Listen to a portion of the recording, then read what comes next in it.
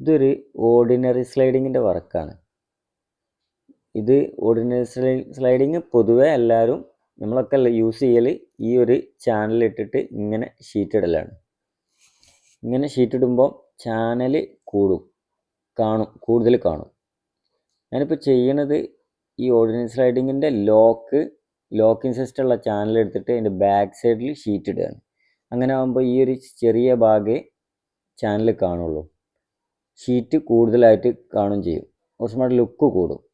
ആ ഒരു തിയറി ചെയ്തതാണിത്. അങ്ങനെ ചെയ്യുമ്പോൾ ഈ ഒരു സൈഡ് ഭാഗം മാത്രമേ കിട്ടുള്ളൂ.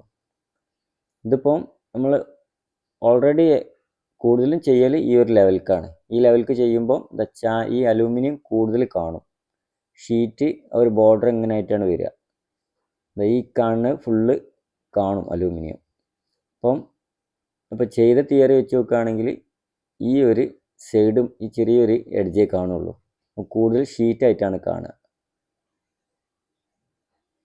ഇതിപ്പം ഒരു ലെങ്ത്ത് കൂടിയതായതുകൊണ്ട് ബാക്കിൽ ഞാനൊരു അലൂമിനിയം ഓട്ടിയതാണ്, പവർ കൂടാനും വേണ്ടി.